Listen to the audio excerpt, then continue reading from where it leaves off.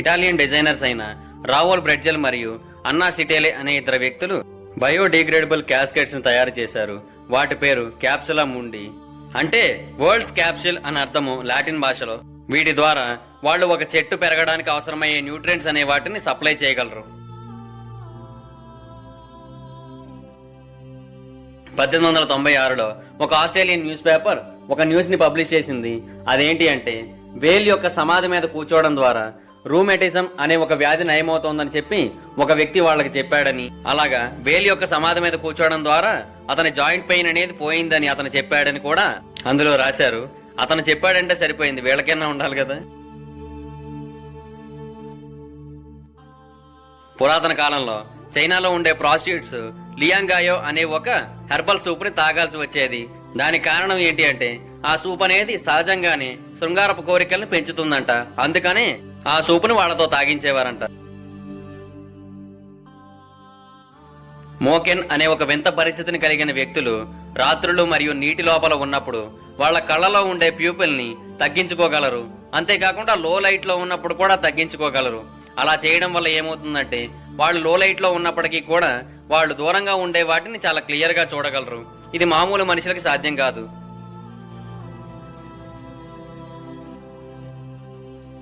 Stuffed animals hospital, ఈ పేరు వింటేనే మీకు విచిత్రంగా అనిపిస్తుంది కదా. ఈ హాస్పిటల్లో ఇచ్చే ట్రీట్మెంట్ గురించి తెలిస్తే ఇంకా విచిత్రంగా అనిపిస్తుంది. ఈ హాస్పిటల్ గురించి మీరు ఇప్పటివరకు ఎక్కడా విని ఉండరు. ఈ హాస్పిటల్లో ట్రీట్మెంట్ ఇచ్చే దేనికో తెలుసా? బొమ్మ యానిమల్స్ కి, అంటే పిల్లి బొమ్మ, కుక్క బొమ్మ, నక్క బొమ్మ ఇలాంటి బొమ్మలు ఉంటాయి కదా. ఆ బొమ్మలకి ఏమైనా దెబ్బ తగిలినా, ఆ బొమ్మలకి ఏమైనా చిరుగులు లాంటివి వచ్చినా వాటి వెంటనే అంబులెన్స్ లో ఇక్కడికి తీసుకొచ్చి మరి వాటికి స్టిచ్చెస్ చేస్తారు, ఆపరేషన్లు చేస్తారు, సర్జరీలు చేస్తారు, ట్రీట్మెంట్లు చేస్తారు, అన్నీ చేస్తారు. ఈవెన్ ఐసీయూలో కూడా ఉంచుతారు. ఈ ప్రపంచంలో అత్యంత ఆరోగ్యకరమైన పిల్లిని కలిగిన వ్యక్తి యూకేలో ఉన్న ర్యాన్రియా. అయితే ఈ ర్యాన్రియా అనే వ్యక్తి 1998 మేలో చనిపోయేటప్పుడు అతని ఆస్తి అయిన 7 మిలియన్ పౌండ్లని తన పిల్లి అయిన బ్లాకీ పేరు మీద రాసేసి చనిపోయాడు. అయితే ఆ పిల్లి ఆ తర్వాత కూడా చనిపోలేదు. 15 పిల్లులకు జన్మనిచ్చి ఆ తర్వాత మాత్రమే చనిపోయింది. సో ఇప్పుడు ఆ ఆస్తిని ఆ 15 పిల్లి పిల్లలు అనుభవిస్తున్నాయి. వచ్చే జన్మంటూ ఉంటే పిల్లిగానే పుట్టాలి.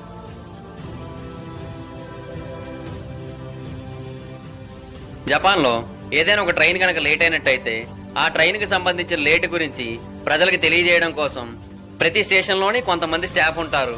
వాళ్ళు అక్కడ వెయిట్ చేస్తున్న ప్యాసింజర్స్ అందరికీ క్షమాపణలు చెప్తారు. అంతేకాకుండా ట్రైన్ డిలేకి సంబంధించిన ట్రైన్ డిలే సర్టిఫికెట్స్ ని కూడా ఇస్తారు వాళ్ళకి. ఇలా చేయడానికి కారణం ఏంటి అంటే ఒకవేళ ఆ ట్రైన్ డిలే వల్ల ఎవరైనా వాళ్ళ ఆఫీసులకు లేటుగా వెళ్ళినట్టయితే వాళ్ళ ఆఫీసుల బాసులు వాళ్ళని తిడతారు కదా. సో వాళ్ళకి ఎలాంటి ప్రాబ్లమ్స్ అనేవి రాకుండా ఉండడం కోసం ఈ ట్రైన్ డిలే సర్టిఫికెట్స్ అనేవి పెట్టారు. ఈ ట్రైన్ డిలే సర్టిఫికెట్స్ చూపిస్తే ట్రైన్ లేట్ కారణంగా వీళ్ళు కూడా లేట్ అయ్యారని చెప్పుకోవచ్చు. అందుకు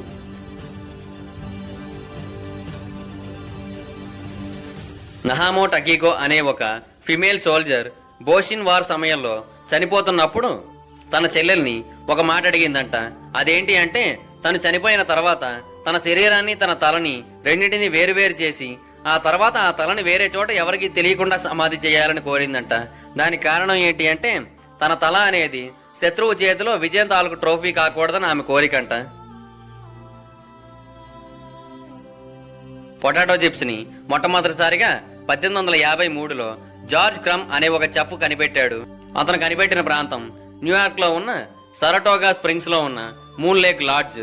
అయితే అతను ఒకసారి ఒక కస్టమర్ కి వరుస పెట్టి ఎన్నోసార్లు పొటాటోస్ కు సంబంధించిన ఫ్రెంచ్ ఫ్రైస్ అనేవి సర్వ్ చేస్తూ ఉండగా ఆ కస్టమర్ వాటిని తినడానికి నిరాకరిస్తూ వచ్చాడు. దానికి కారణం ఏంటి అంటే అవి చాలా లావుగా ఉంటున్నాయని చెప్పి.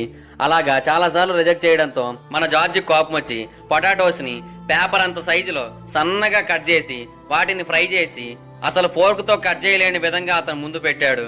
అలాగా పొటాటో చిప్స్ అనేవి పుట్టాయి. ఆ కస్టమర్ కి అవి బాగా నచ్చాయి. అలా అవి చాలా పాపులర్ అయ్యాయి.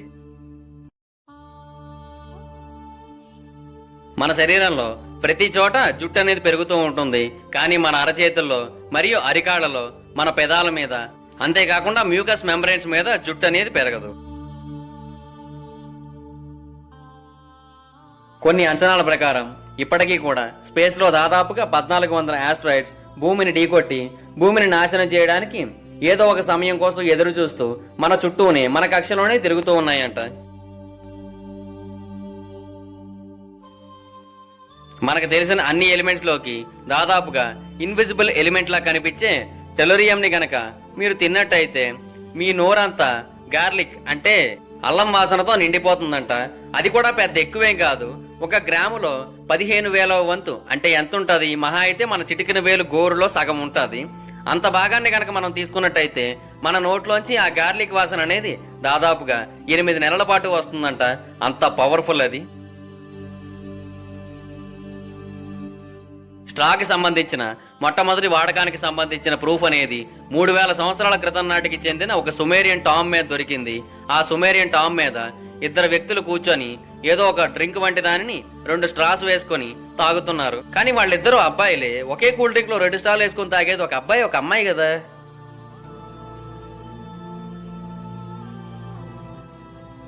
నువ్వు తాగబోతువి, తాగేసి ఉన్నావు, తాగేసి వచ్చావు, ఇలాంటి పదాలు మనం దేనికి వాడతాం? ఎవరైనా ఒక వ్యక్తి తాగాడు అని చెప్పడానికి వాడతాం.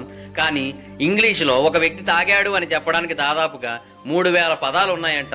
అందులో ర్యామ్స్క్వాట్లెడ్ అనే పదం కూడా ఉంది, ఆస్ఫుస్టికేటెడ్ అనే పదం కూడా ఉంది.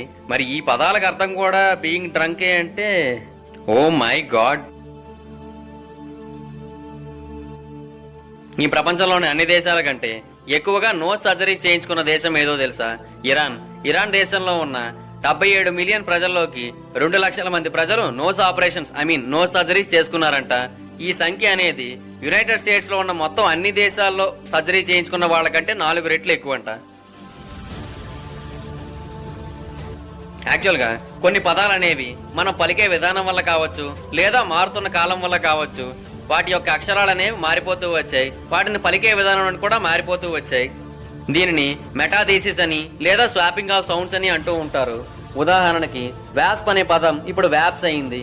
అంతేకాకుండా బర్డ్ ని బ్రిడ్ అని, హార్స్ ని HROS అంటే హ్రాస్ అని అనడం మొదలు పెట్టారంట. డిసెంబర్ 2016లో ఒక పుస్తకం అనేది హెరిఫోర్డ్ క్యాథడ్రల్ స్కూల్ లైబ్రరీకి రిటర్న్ చేయబడింది. దానిలో వింత ఏముంది అని అనుకుంటున్నారా? ఆ పుస్తకము ఆ లైబ్రరీ నుంచి తీసుకుని అప్పటికి 120 సంవత్సరాలు అవుతోంది.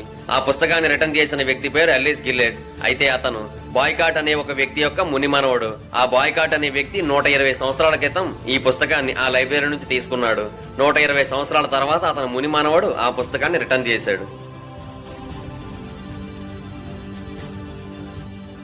డిస్నీ షో అనేది కంప్లీట్ అయిపోయిన తర్వాత డిస్నీ షోలో క్యారెక్టర్స్ చేసిన వ్యక్తులు ఎవరు అక్కడికి సంబంధించిన వస్తువుల్ని వాళ్లతో పాటు తీసుకువెళ్లడాన్ని నిషేధించారు అక్కడ సంస్థ వాళ్ళు.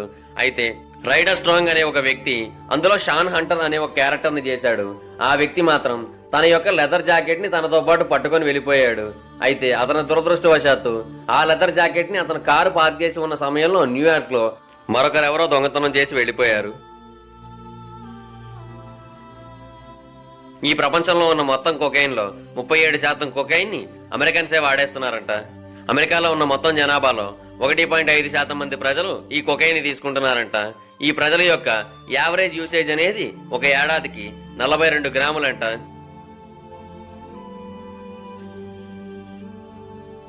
మొదటి ప్రపంచ యుద్ధం సమయంలో మగవాళ్ల వీర్యాన్ని సీక్రెట్ లెటర్స్ మరియు ఇన్విజిబుల్ లెటర్స్ రాయడానికి వాడేవాళ్ళంట. దానికి కారణం ఏంటి అంటే అది ఎలాంటి డిటెక్షన్ మెథడ్స్ లోని బయటపడదు కాబట్టి, ఎలాంటి డిటెక్షన్ మెథడ్స్ లోని రియాక్ట్ కాదు కాబట్టి.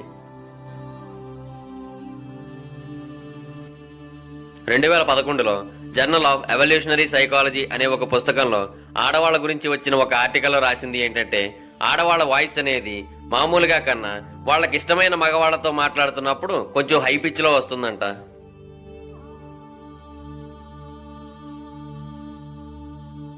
ఫిబ్రవరి 10, 2017న సుదర్శన్ పట్నాయక్ అనే ఒక వ్యక్తి ఇండియాలో ఒడిశాలో ఉన్న పూరీ బీచ్ లో ఈ శాండ్ క్యాస్టిల్ నిర్మించాడు.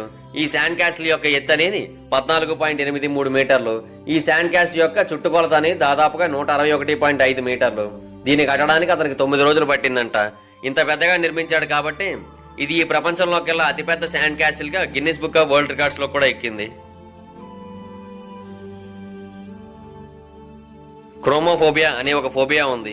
ఆ ఫోబియా ఉండే వాళ్ళ లక్షణం ఏంటి అంటే వాళ్ళు కలర్స్ ని చూసి భయపడుతూ ఉంటారు. దీనివల్ల వాళ్ళ రెగ్యులర్ లైఫ్ అనేది చాలా దారుణంగా జరుగుతూ ఉంటుంది. ఎందుకంటే ఎక్కడికైనా వెళ్లాలన్నా ఏదైనా పని చేయాలన్నా కూడా వాళ్ళకి నచ్చే కలర్స్, వాళ్ళు భయపడిన కలర్స్ ని మాత్రమే చూస్ చేసుకోవాల్సి ఉంటుంది. అంతేకాకుండా వాళ్ళు వెళ్లే చోట కూడా ఆ కలర్స్ లేకుండా చూసుకోవాల్సి ఉంటుంది. అన్నిసార్లు ఎలా కుదురుతుంది?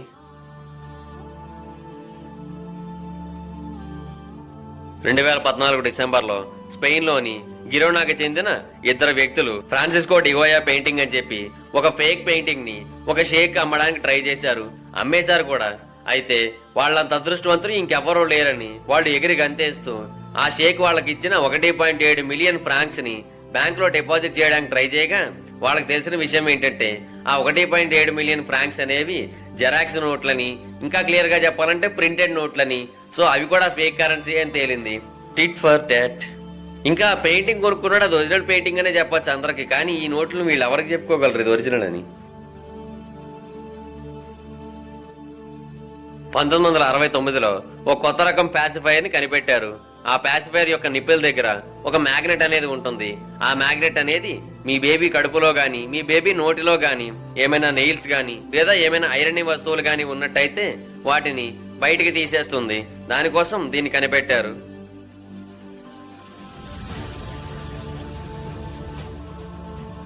థాయ్ భాషలో 5 అనే అంకెని హా అని పిలుస్తారంట.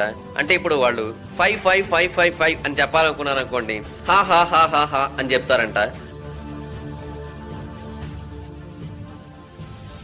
జార్జెస్ ప్రెక్ అనే ఒక వ్యక్తి ఒక పుస్తకాన్ని రాశాడు.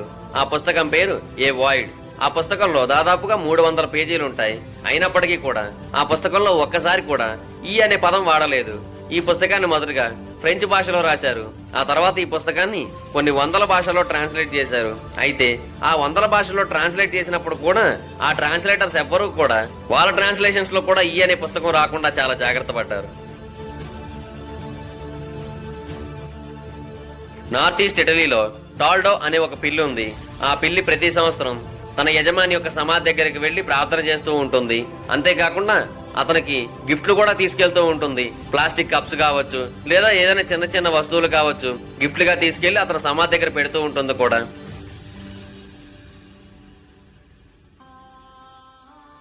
1918 నుంచి 1919 వరకు వరల్డ్ వైడ్ ఇన్ఫ్లుయెంజా లేదా ఈ ప్రపంచవ్యాప్తంగా ఫ్లూ అనేది ఏర్పడింది. ఇలా ఏర్పడడం వల్ల దాదాపుగా 500 మిలియన్ మంది ప్రజలు దానికి ఎఫెక్ట్ అయ్యారు. అంతేకాకుండా 20 నుంచి 50 మిలియన్ మంది ప్రజలు చనిపోయారు కూడా. ఈ ప్రపంచంలోకెల్లా అతిపెద్ద డిజాస్టర్స్ లో ఇది కూడా ఒకటిగా చాలా మంది దీన్ని పేర్కొంటూ ఉంటారు.